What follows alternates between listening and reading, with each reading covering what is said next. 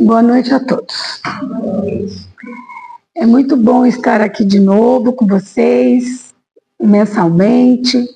Vocês, apesar dos votos de ter uma boa intuição e transmitir boas mensagens, saibam que vocês também me fortalecem. Me fortalecem muito só de estarem aqui junto, compartilhando comigo as reflexões. Quero dizer também às pessoas que vêm pela primeira vez no meu trabalho, que é mensal, que eu estou seguindo um livro do Divaldo Franco, psicografado pela Joana de Ângeles, que eu admiro muito o trabalho dela, porque ela fala a minha linguagem, né? Então, eu vou e faço um trabalho de leitura comentada. Então, eu vou começar hoje. No último encontro, nós falamos sobre a consciência. E hoje, dando continuidade, nós vamos pegar um capítulo que vai falar do inconsciente, vai falar do subconsciente e do consciente. E aí, depois, a gente vai ver que tudo isso forma uma unidade, né? Então, vamos lá. A primeira coisa que a gente tem que trabalhar é o conceito. E nós temos um conceito do que é inconsciente. É o conjunto dos processos que agem sobre a conduta, mas escapam à consciência. Então, o inconsciente é um conjunto de coisas que vão acontecendo com a gente, mas que é como se você jogasse, não quero nem pensar mais nisso. E eles vão ficando quietos ali, e vão acumulando informações, e vão ficando numa camada que a gente chama de inconsciente. Então é isso que a Joana está dizendo aqui, olha, vou repetir.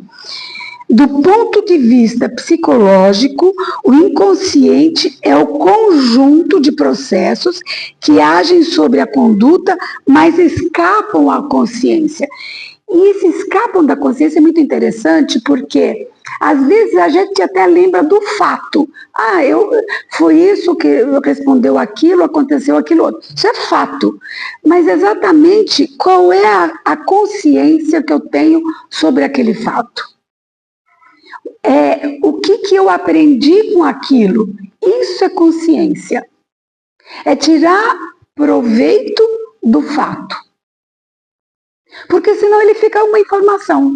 Fica uma informação e essa informação vai acumulando, vai entrando ali e fica quieto. E vai crescendo. Eu fiz até esse quadro aqui, para a gente ter uma noção.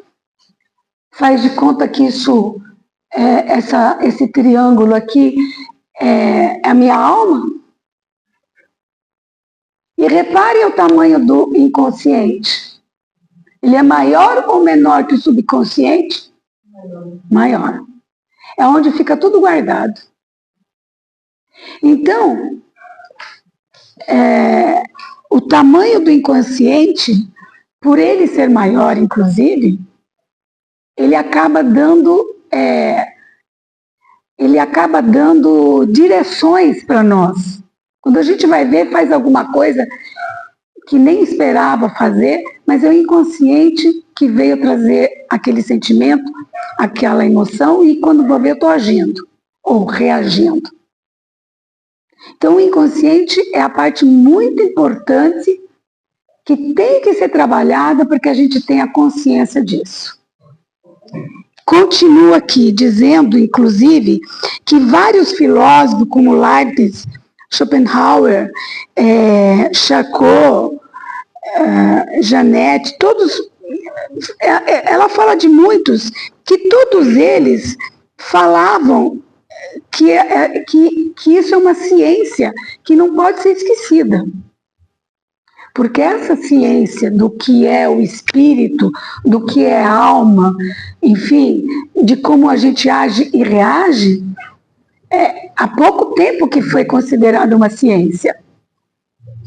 Então a gente não pode, agora que estamos com todo esse material em mãos, deixar isso se perder. ou ser inconsciente, né? Com notáveis contribuições de Freud e mais tarde com Jung, diz ela, entre outros, o inconsciente passou a ser a parte da atividade mental que inclui os desejos e aspirações primitivas. De novo, a palavra primitiva aqui é muito importante, porque no inconsciente vem coisas que é do passado e nós que somos espíritas podemos concluir que esse primitivo são de reencarnações passadas. Certo? Então está tudo lá guardado. Inclusive quando a gente usa uma técnica de vidas passadas, né, a gente acessa essas informações. E essa é uma prova muito pertinente para mostrar que no inconsciente tem muitos elementos de vidas passadas. Segundo o mestre, no caso, ele está falando de Jung, em razão de não alcançarem a consciência espontaneamente, a censura psíquica que bloqueia o conhecimento do ser, mas que somente através de métodos psicoterapêuticos é que a gente vai conseguir trazer para o consciente, porque tudo tem que vir para o consciente. Eu entender o que está acontecendo. Então, nós temos que abrir essa oportunidade e trazer à tona. Podemos ele vai dizer que nós temos, psiquicamente falando, duas formas.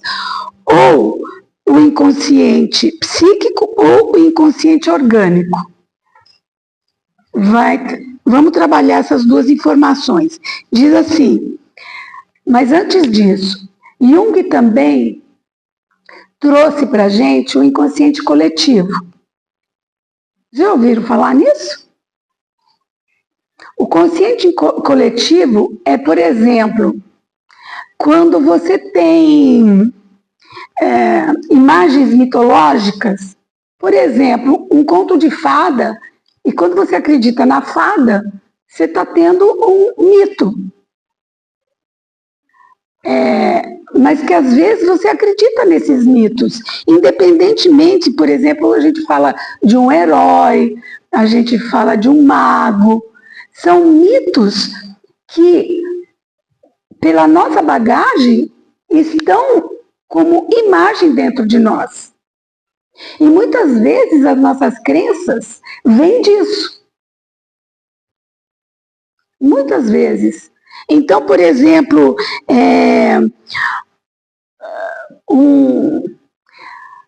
vamos falar assim de uma imagem de um santo.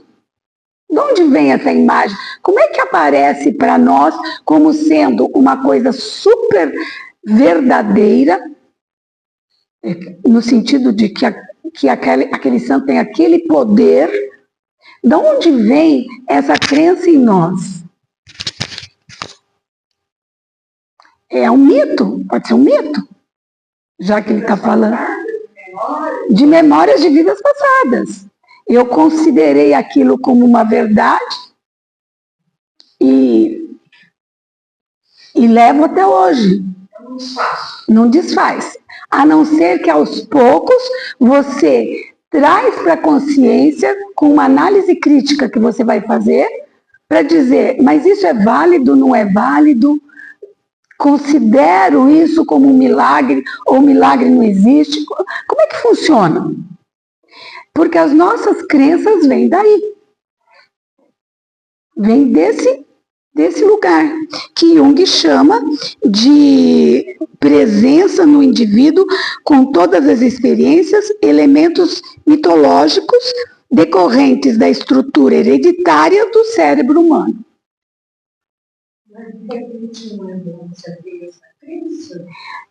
Tudo depende se aquela crença está te fazendo bem ou não. E é por isso que a gente tem que fazer uma análise crítica daquela situação. Porque muitas vezes você nem percebe que aquilo está te fazendo mal. Você vai porque é uma crença, você fica cega. E dentro do espiritismo, o primeiro, vamos dizer assim, o princípio do Allan Kardec no Livro dos Espíritos, claro, que ele traz para nós, é não ter uma fé cega, ter uma fé raciocinada. O que significa isso? Que a nossa bandeira analisa, repara, perceba, entenda. Então é como ressignificar esse mito? Ressignificar. Porque, por exemplo, se você tem um mito do herói, de repente você quer um salvador na tua vida, para os teus problemas e teus desafios. Você acredita que um herói vai vir e vai te salvar. Então, vamos ficar com isso. Nós precisamos, de fato, descobrir o que nos faz mal. A verdade é essa. E às vezes a gente precisa fuçar o inconsciente para descobrir que é exatamente essa crença que está desatualizada, digamos assim. O subconsciente, continua o texto, psicológico. Bom, aqui ele faz uma comparação com a psicologia atual, que pode ser o id do Freud, os arquétipos do Jung, enfim, mas que são todos traumas que podem ser estudados pela psicanálise. A moderna visão da psicologia transpessoal, no entanto, demonstra que a consciência não possui espontaneidade. Então, o que está querendo dizer esse parágrafo? Que demonstra que a consciência orgânica, melhor dizendo, a orgânica tipo é do corpo. O que acontece? Ela não tem consciência. Por exemplo, tudo que funciona no meu corpo é o meu pensamento que comanda. Então, por exemplo, eu quero esticar o braço, eu tive um pensamento. E o meu pensamento me permitiu dar o comando, estique o braço. Mas é inconsciente. É por isso que ele fala que o que é consciente orgânico, que é automático.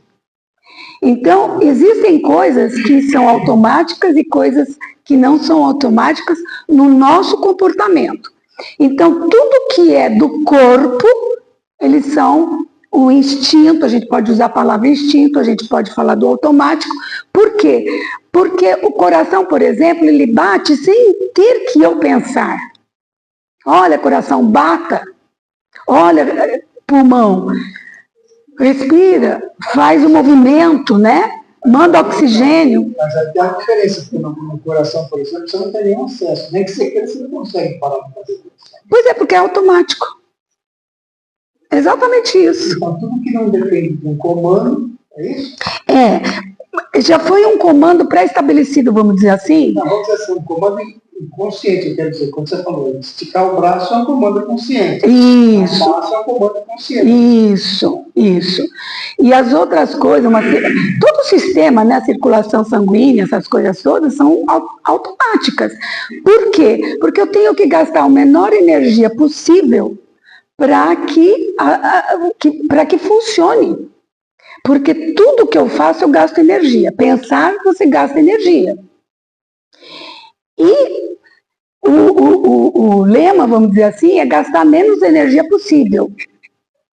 Quanto mais energia eu puder poupar, melhor.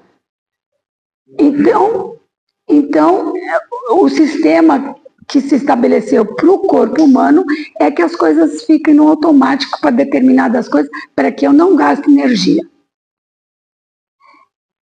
Certo? Entendeu? Quer dizer, entendeu? Não, concorda? Lei da conservação da energia. Lei da conservação da energia, exatamente.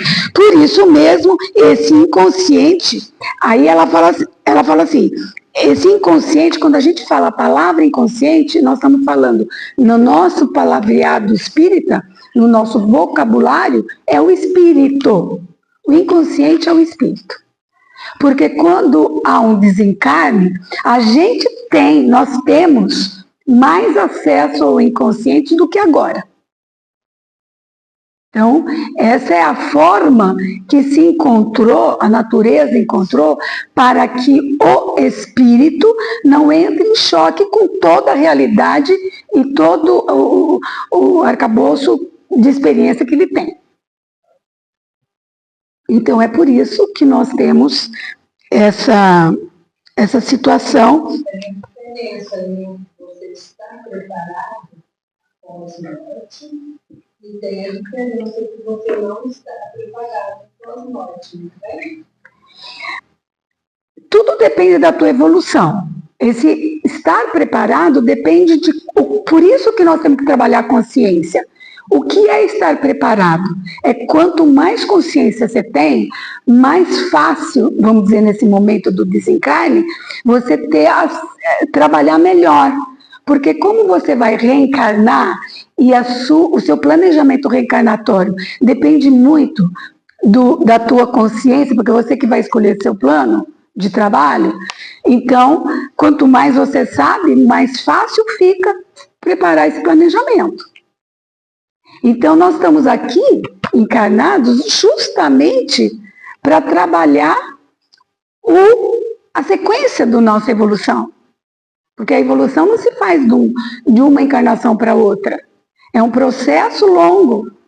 Porque conseguir ter consciência, veja bem, aliás, a gente fala consciência, mas depois que você tem consciência, você tem que pôr em ação essa consciência.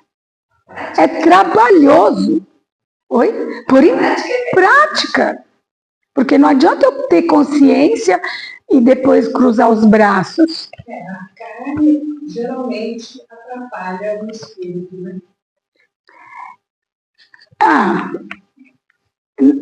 Não é a carne, né? Estar encarnado. Estar encarnado, você quer dizer? A matéria da gente atrapalha.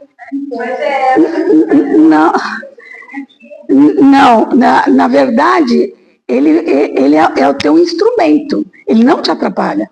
Ele é um instrumento para você seguir. Então, por quê? Porque quem sente dor, nós temos dois tipos de dores, né? Nós temos a dor emocional e a dor física. Se você não trabalha a tua dor emocional, vai para o físico. Toda doença física é gerada pela emoção.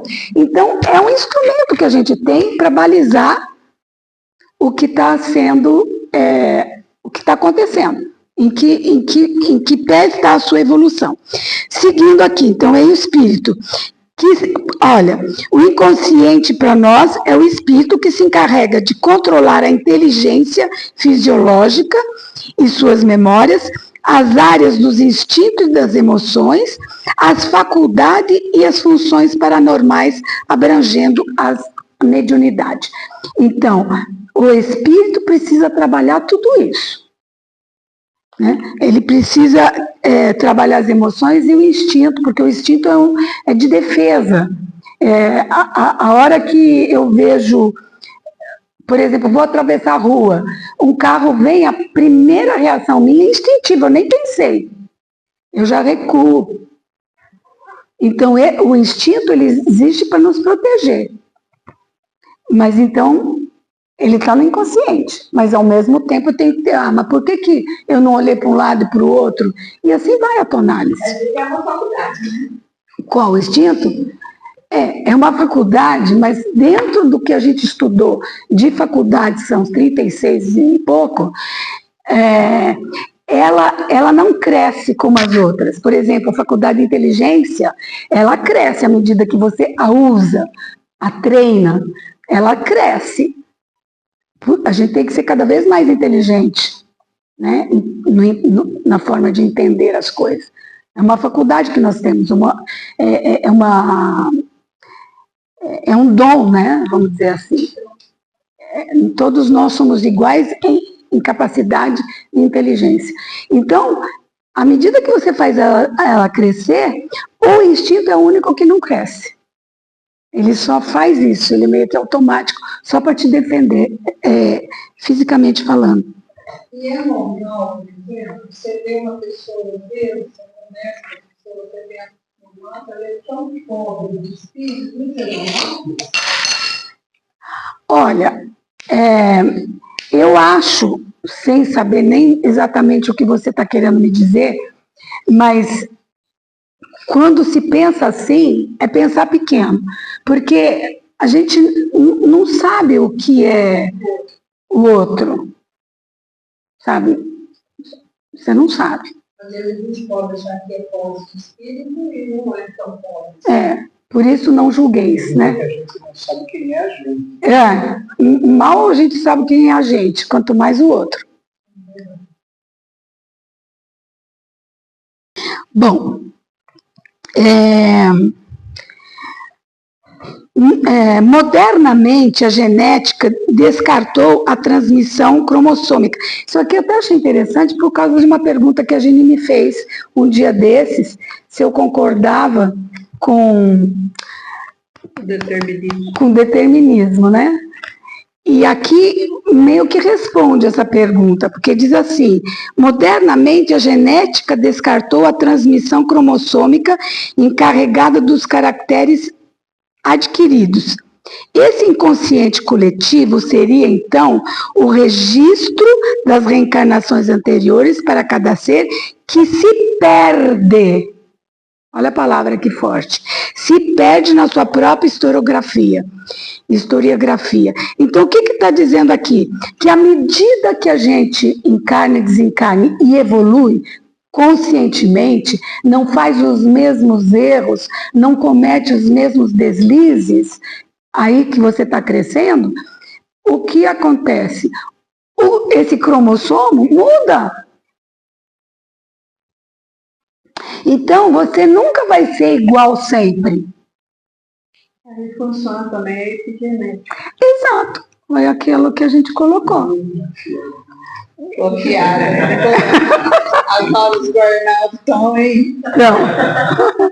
Então, você ia perguntar, Vânia? Não. Tá. Então, ele diz assim: necessário, portanto, ao ser humano saber e recordar, mas também desconhecer e olvidar. Quer dizer, esquecer depois que você aprendeu, faz parte do esquecimento, para que a gente possa seguir em frente sem sentimento de culpa, né? Porque errar é humano, vamos dizer assim. Agora, errar 2 vezes, 3 vezes, 4 vezes, aí já é orgulho demais, né? Oi? Em cada encarnação que a gente tem, a gente vem para crescer mais. Não é? Claro, é a oportunidade. Sempre uma oportunidade de crescimento. O máximo que pode acontecer, se você for uma pessoa muito dura, né, muito vaidosa, muito orgulhosa, no sentido de crescer, entender e se aperfeiçoar, é o que eles estão falando. Você estaciona, você nem regride e nem progride. Todos os funcionamentos automáticos do organismo dão-se sem a participação da consciência, o que lhe constitui uma verdadeira bênção. É aquilo que a gente falou do automático. Não raro... Não, isso aqui vamos pular, senão a gente não sai do lugar. Agora eu vou falar do subconsciente. O subconsciente, então, é uma outra particularidade desse todo nosso.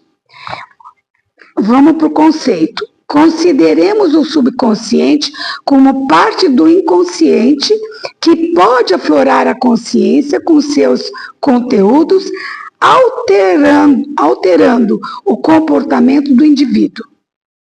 Ele é o arquivo próximo da experiência, portanto, automático, destituído de raciocínio e de personalidade do ser. Então, o inconsciente, o subconsciente, ele ainda faz parte do inconsciente. Eu poderia estar dizendo aqui que ele faz parte aqui, ó. Sabe? Ele ainda faz parte, porque tudo que vem para cá, que me solicita uma mudança de comportamento, ele vem do subconsciente e não do inconsciente, pelo que eles estão considerando. né? Às vezes a gente trabalha com uma palavra mais prática, fala, tá tudo no inconsciente, mas ele está mostrando que existe uma divisória porque o subconsciente está mais próximo do consciente. É como se fosse, fazendo uma analogia bem simples, é como se fosse da encarnação passada, ou da minha vida de 20 anos atrás, que eu ainda tenho algum resquício, algum sentimento. Não está esquecido completamente. Subconsciente, no caso, seria, por exemplo, assim, alguma memória que algum sentimento, se fosse, como que fala, aquele gatilho. Isso, é um gatilho. Uma lembrança ou um sentimento. Já o inconsciente já funciona dessa forma.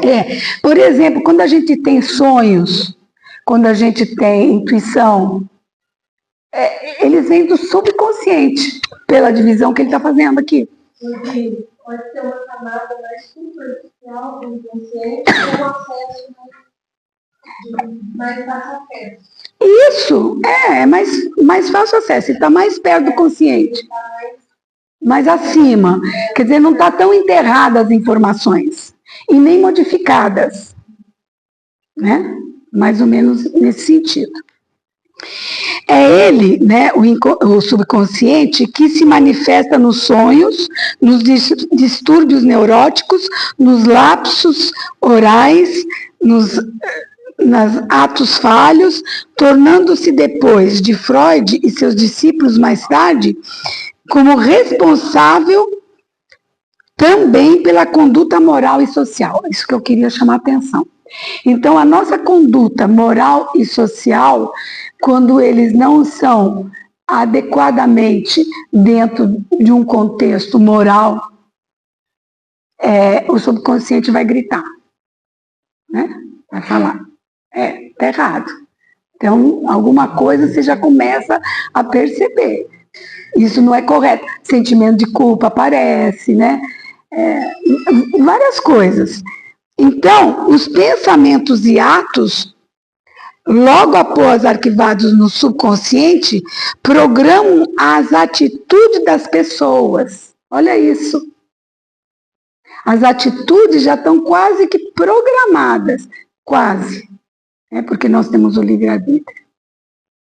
Assim, quando se torna conhecimento de tal possibilidade, elege-se quais aqueles que devem ser acionados. Elege-se. Eu uso meu livre-arbítrio para dizer, isso eu vou fazer, aquilo não, nem permito pensar. Né? Elege-se tanto no campo moral quanto social, para organizar e reprogramar as existências. Então, é ali que tudo acontece. Eu estou voltando no livro, porque eu acho que traz um elemento que trata perfeitamente isso. É um livro da Bíblia, e no caso, o rapaz, ele era muito ciumento, assim, e ele perseguia a pessoa que ele estava apaixonado lá há muitos reencarnações da parte. Então, de certa forma, isso seria inconsciente, porque ele não afeta. Ele não sabe que ele era extremamente ciumento, que ele ia atrás de é só inconsciente, está lá no encarnação.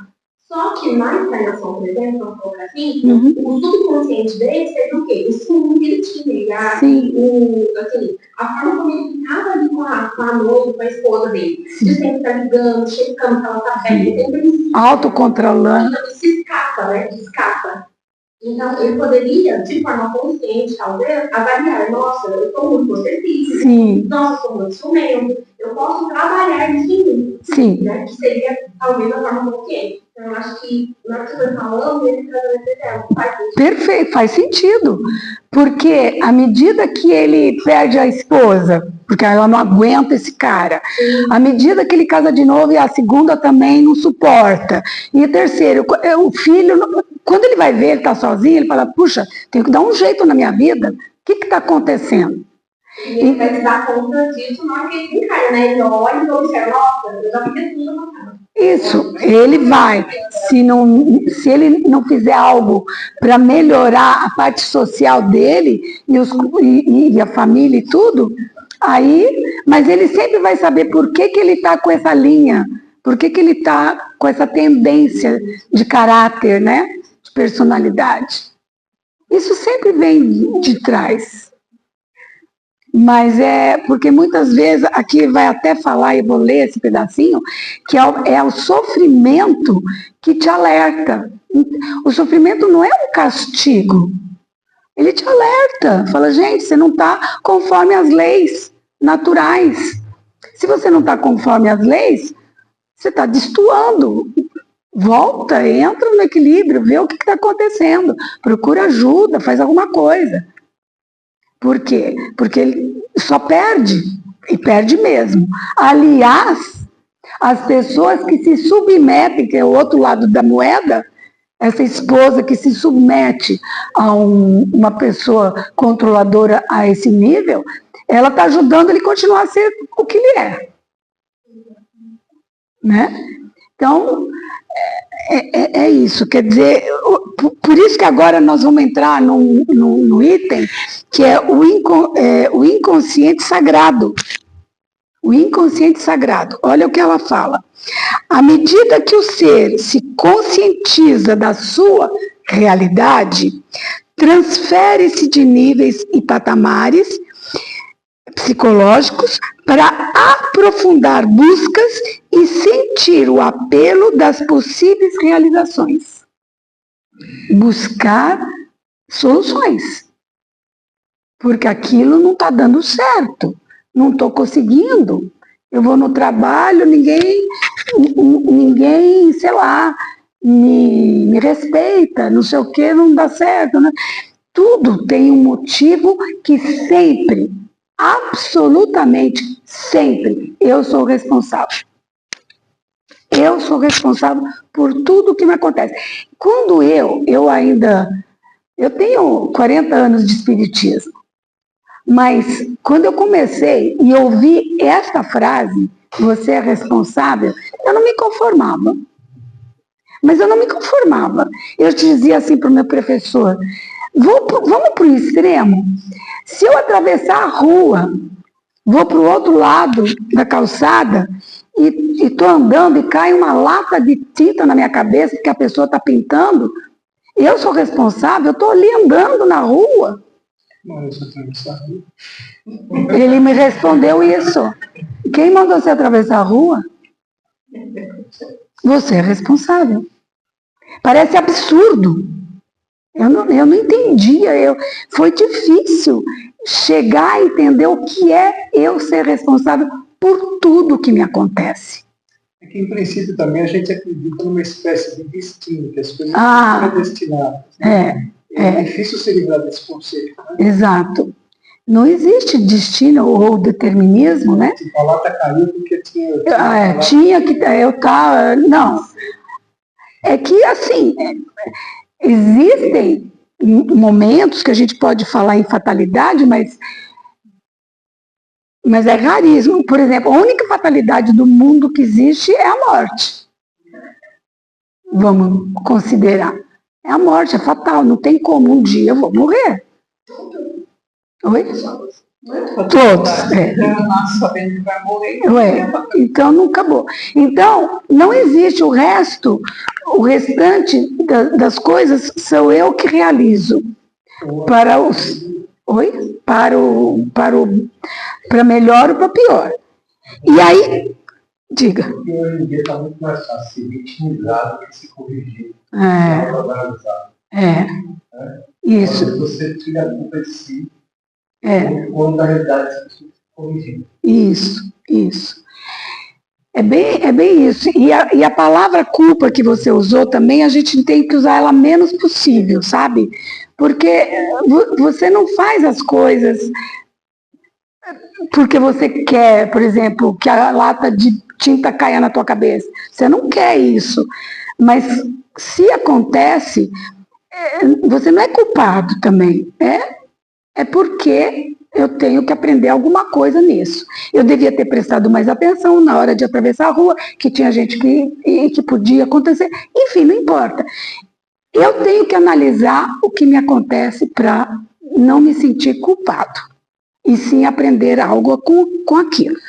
Então, O inconsciente sagrado é o que a gente chama na psicologia de eu superior, o eu interior, a minha individualidade. Tem outro termo que se possa usar, que vocês saibam? Mas é o eu, a minha essência. Isso é o inconsciente sagrado que a Joana está trazendo aqui para nós. À medida que o ser se conscientiza da sua realidade, transfere-se de níveis e patamares da percepção psicológica para aprofundar buscas e sentir o apelo das possíveis realizações. Eu tinha lido isso, né? A gente acredita, diz ela, com uma certa lógica, que a aquisição da consciência plena faculte sabedoria imediata. Então, olha, ela está falando. A gente pensa de uma forma muito ingênua que essa consciência vem simplesmente porque eu quero que ela chegue. Harmonia e uma certa insensibilidade em relação das emoções é que vai aparecer. O que ela está dizendo? Que se eu quero medir até que ponto eu estou crescendo, eu tenho que perceber a harmonia e uma certa insensibilidade nas emoções. O que está passando pela cabeça de vocês? O que é isso? Uma insensibilidade de emoções. Sabe aquela pessoa que com o primeiro desafio desaba a chorar? Que com o primeiro desafio já fala, eu não consigo? Não dou conta. E entra em depressão, e aquela coisa toda. É isso que isso já é um indício de que a evolução está longe. Eu vou ler mais um pedaço para explicar o que ela quer dizer aqui. Se não fosse assim, poderíamos considerar um sábio e levá-lo para marginalidade. Um sábio, você pega um sábio, que você fala assim, puxa vida, não tem onde dormir direito, não tem roupa direito, não come direito, né? Sabe aqueles sábios que, principalmente os indianos, que trabalham pela humanidade, e você fala assim, puxa vida, mas ele não tem nada, né? Fica ali rezando o tempo todo, em posição de lótus, assim, né? Mas, o que a gente pensa? A gente pensa que ele poderia ser até um marginal, por não participar, por não ser solidário dos problemas que afligem os indivíduos em si mesmos e na sociedade. Puxa vida, é como se aquela pessoa não tivesse um pouco de se conectar com o outro, não tem empatia, aquela coisa. Puxa, ele é tão sábio e fica com aquela distância, né? Quantos contos nós sabemos que o sábio fala, então vai lá e faz isso, e fecha o assunto, tipo, vamos parar por aqui que está sendo muita lamentação para o meu gosto. Aí ela continua, a sabedoria resulta da união do conhecimento com amor, cujos valores tornam um ser tranquilo e não insensível, um ser afetuoso e não apaixonado. Olha que bonito isso. Olha, eu vou ler de novo esse pedacinho, olha. O tornam um ser tranquilo e não insensível. Porque quando está uma confusão, se eu entrar na confusão e eu gritar, e eu chorar, o que está acontecendo? Vai piorar. Alguém tem que ter equilíbrio naquela situação. E aquela pessoa que tem equilíbrio, que não chora, alguém olha e fala, putz, mas é insensível. A mãe morreu e nem chora. Exatamente. Aquela pessoa que é mais agitada, mas assim, ela olha, ela não compreende. Não compreende. Ela não consegue entender. Fala assim, puxa vida, mas o que está acontecendo? Essa pessoa não tem coração? E E é isso. Então, por quê? Porque ele tem que ser afetuoso e não apaixonado. O que é apaixonado? O que é paixão? Paixão é fugaz, estoura tudo e acaba num instante. Não é um amor, não é uma coisa contínua, não é com carinho, não é com atenção, não é com respeito. Paixão vai, arrebenta tudo que tem na frente. Então, aqui ela está mostrando que muitas vezes um sábio tem essa conotação de quem está de fora. Mas ele provavelmente é uma pessoa tranquila, equilibrada e com as emoções controladas e é afetuoso ao mesmo tempo. A perfeita compreensão da finalidade do sofrimento e desenvolvimento e evolução proporciona solidar-se com equilíbrio. O equilíbrio é a coisa mais... Olha, a dualidade da vida é uma lei. Tudo tem os dois lados. É uma dualidade, é uma lei universal. Tem o norte, tem o sul, tem consciente, inconsciente, é tudo dual. Mas como é que nós temos que trabalhar? O que a gente tem que estar de um lado ou do outro? Do lado do direito, do lado esquerdo? Não, aonde?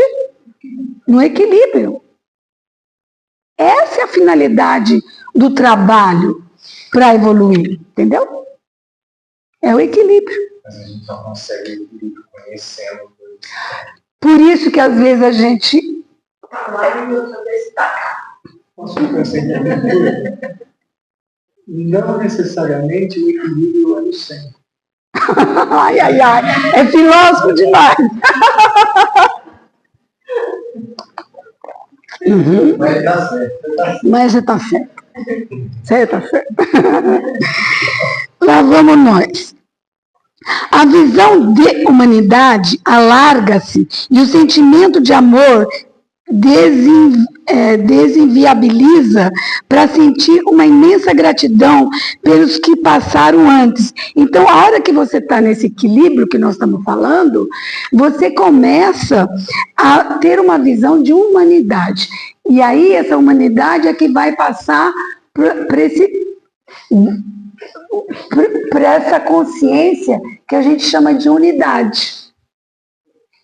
Porque eu tenho consciência de tudo que eu estou fazendo hoje, como eu penso, eu posso me definir, eu tenho consciência de um monte de coisa, mas na hora que eu trabalho isso e estou crescendo, eu saio de mim mesma para essa unidade que eles estão chamando, e que a gente precisa prestar atenção, que é a humanidade que importa. Humanidade importa. Porque nós somos uma parte do todo. E ela que faz, eu não sei se a gente vai chegar lá, mas é como o próprio organismo, o nosso próprio organismo. Meu corpo tem várias partes, vários sistemas. Aliás, tem um sistema, mas vários órgãos.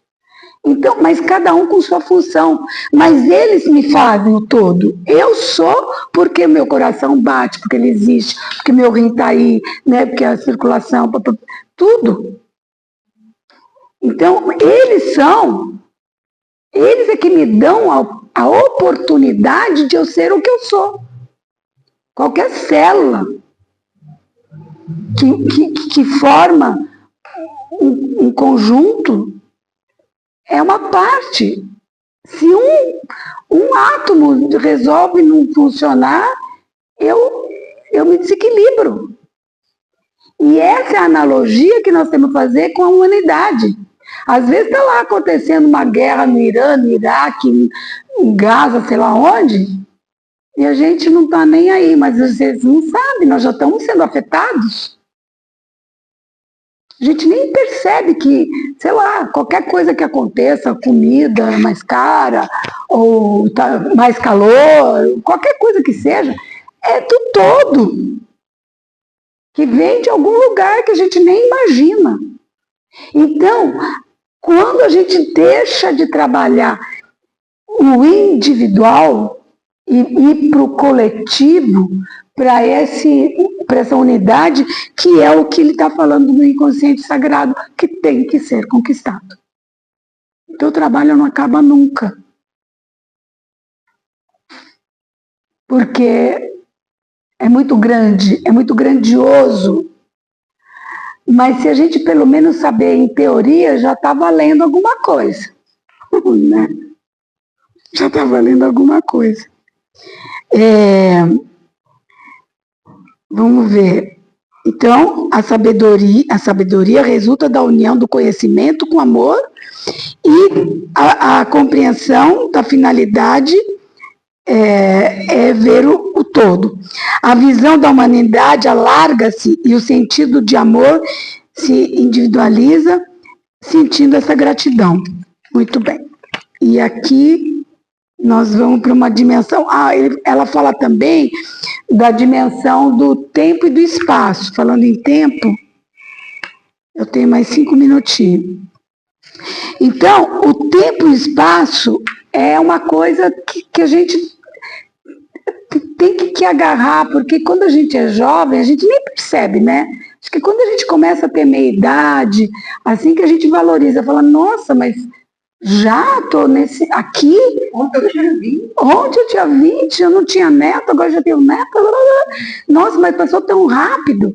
Então, essa consciência do tempo e do espaço é que nos dá a força de fazer com qualidade essa busca. Porque a gente também fica no inconsciente essa finitude nossa. É finitude, nós vamos morrer. Então, se isso é consciente, eu vou fazer o melhor para a humanidade. Porque fazendo para a humanidade, eu estou fazendo para mim mesmo. Essa humanidade pode ser para minha família, pode ser para minha comunidade, para começar, né? Eu não vou trabalhar feito uma Madre Teresa de Calcutá que abraçou, mas tudo bem, mas eu posso começar fazendo um trabalho de doação, ajudar o próximo a se entenderem, qualquer coisa assim.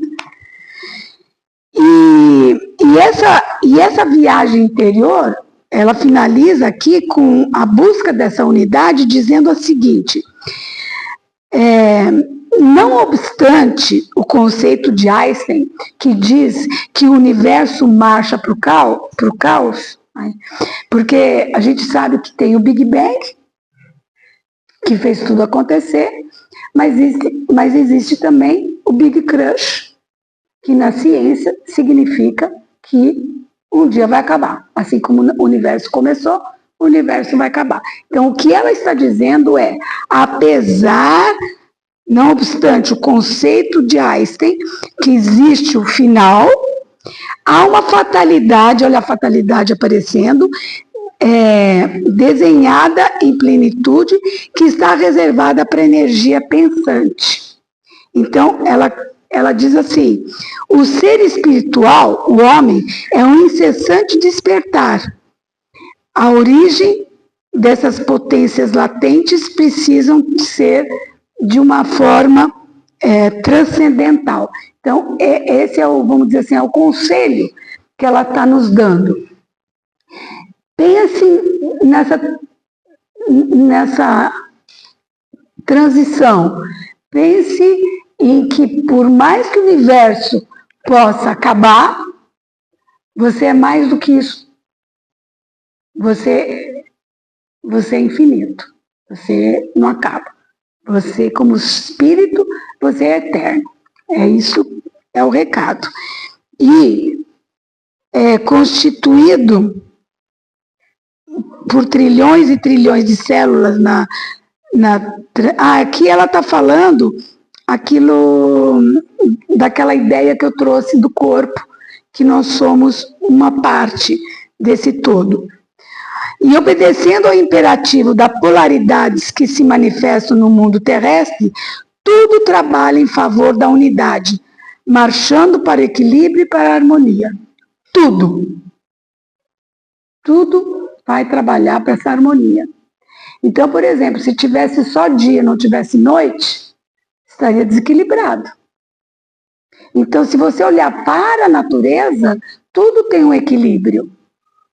Então, nós temos que ir a favor desse equilíbrio, com as nossas atitudes, com as nossas emoções, com as nossas crenças, com as nossas palavras, porque as palavras, então, gente, é um trabalho fantástico para ser discutido.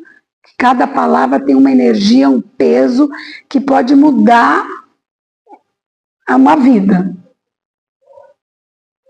Tá? Então, e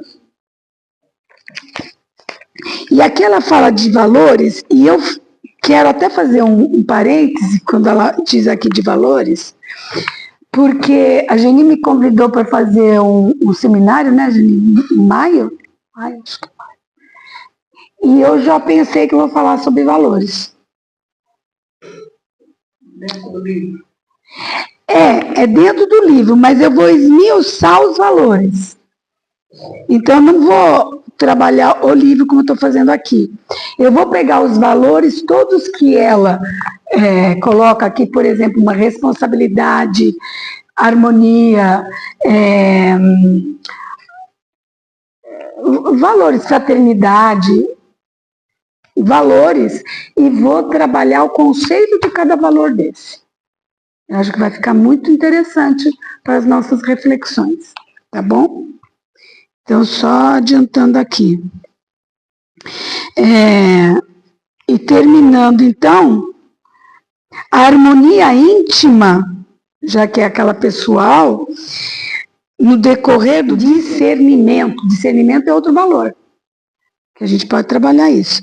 A harmonia íntima que decorre do discernimento das finalidades da vida propicia a natural integração criatura no conjunto cósmico, contribuindo para a preservação da unidade universal. Então, se a gente quer, e se a gente tiver clareza de qual é a nossa finalidade, qual é o nosso papel diante da humanidade, a gente vai perceber que o nosso trabalho é importante, mesmo que seja imperceptível aos olhos da maioria, mas é ela que vai fazer com que essa unidade universal tenha a possibilidade de acontecer. Então, sabe aquela historinha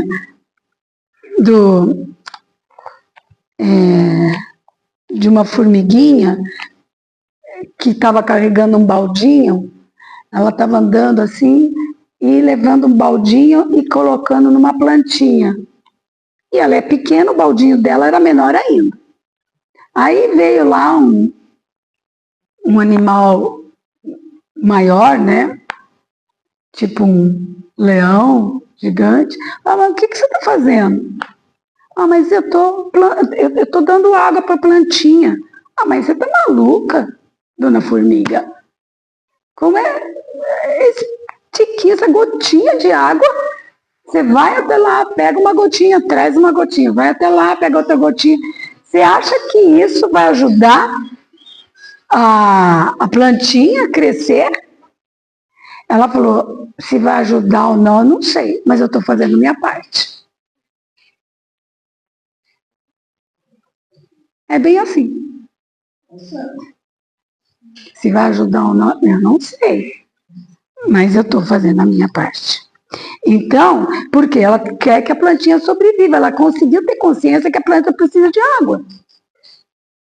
E ela estava fazendo, não tinha outro jeito. O que ela podia fazer a plantinha crescer para comer ela depois. Também. Também. Ela e a comunidade toda. Ela está se cuidando, né, no mínimo. Olha, essa marcha ascensional quer dizer, que cresce, é desafiadora, somente podendo ser empreendida e realizada quando luz e conscientização do processo da evolução do ser, que não pode mais retardar. Então, isso só vai acontecer, essa marcha essa subida, é quando o ser se conscientizar desse processo da evolução. É só pensar assim, gente, mais ou menos pensar assim, o que eu estou fazendo nesse mundo? Por que eu nasci? Será que eu nasci para casar, ter filho? Será que eu nasci para só isso? Ou será que eu nasci para comer, beber e dormir? Será que eu nasci para comprar uma casa? Será que eu nasci para trabalhar o dia inteiro e ganhar meu salário?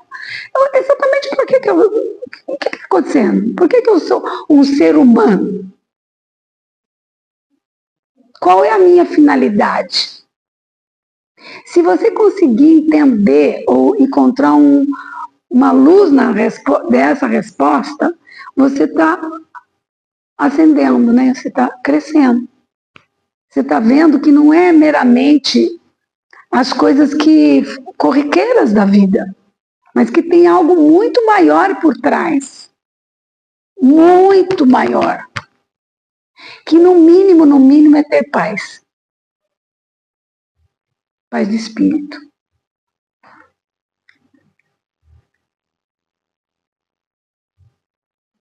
E esse panorama complexo se faz desde o despertar da responsabilidade em torno da vida, passando a desenvolver todas as possibilidades latentes como condição de herança de Deus no íntimo de cada um.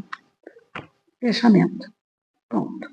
Então, nós temos que ver que nós temos essa centelha divina e que ela precisa ficar acesa e que ela tem uma finalidade. Que não é uma coisa tão comer, beber e dormir, como se diz por aí.